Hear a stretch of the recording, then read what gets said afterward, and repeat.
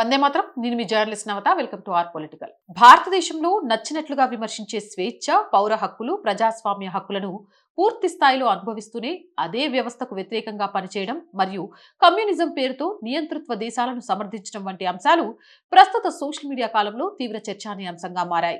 వీరి ద్వంద్వ ప్రమాణాలను ప్రధానంగా 4 కోణాల్లో అర్థం చేసుకోవచ్చు. వామపక్ష సిద్ధాంతం ప్రాథమికంగా పెట్టుబడిదారీ విధానాన్ని, ప్రైవేటు కార్పొరేట్ సంస్థలను వ్యతిరేకిస్తోంది. కానీ ఆశ్చర్యకరమైన విషయం ఏంటంటే అదే పెట్టుబడిదారీ వ్యవస్థ తయారు చేసిన Google, YouTube, Facebook, Insta, X వంటి ప్లాట్ఫామ్లనే వీరు తమ పెట్టుబడిదారీ వ్యతిరేక ప్రచారానికి ప్రధాన సాధనాలుగా వాడుకుంటారు. విదేశీ పెట్టుబడిదారీ శక్తుల, అంతర్జాతీయ స్వచ్ఛంద సంస్థలు, కార్పొరేట్ నిధులతో నడిచే ఫౌండేషన్ల నుంచి భారీగా నిధులు స్వీకరిస్తూ భారతదేశ ఆర్థిక ప్రగతికి అడ్డుకట్ట వేసే ప్రయత్నాలు, అంటే పర్యావరణం మరియు భూసేకరణల పేరుతో ప్రాజెక్టులు అడ్డుకోవడం, ఫ్యాక్టరీలు నిర్మించడం, అడ్డుకోవడం చేస్తున్నారనే ఆరోపణలు తరచుగా వినిపిస్తాయి.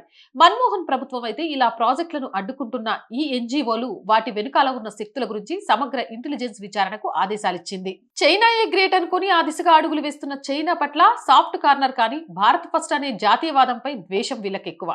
భారత వామపక్షాల నిలకడలేని వైఖరి ఇక్కడ స్పష్టంగా కనిపిస్తోంది. చైనాలో కమ్యూనిస్ట్ పార్టీ ఆఫ్ చైనా ఆధ్వర్యంలో పౌర హక్కులు లేవు. గూగుల్, ఫేస్బుక్ వంటి సామాజిక మాధ్యమాలపై నిషేధం ఉంది. స్వతంత్ర మీడియా ఉనికి లేదు.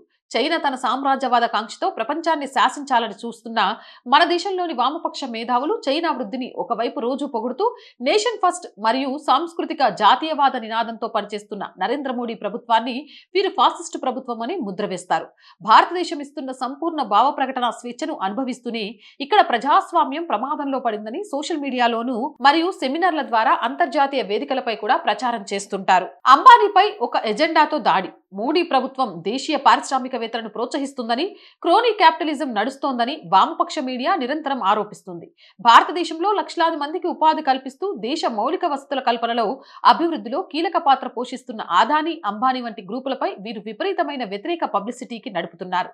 ఇదే మేధావులు చైనాలోని ప్రభుత్వ రంగ మరియు ప్రైవేటు కార్పొరేట్ దిగ్గజాల అంతర్జాతీయ విస్తరణను మాత్రం ప్రగతికి సూచికంగా అభివర్ణించడం వారి ద్వంద్వ నీతికి అద్దం పడుతుంది.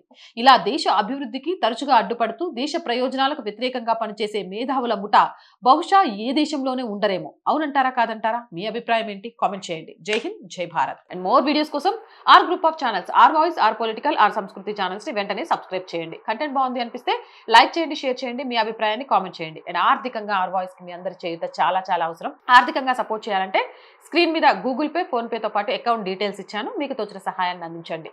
జై హింద్, జై భారత్.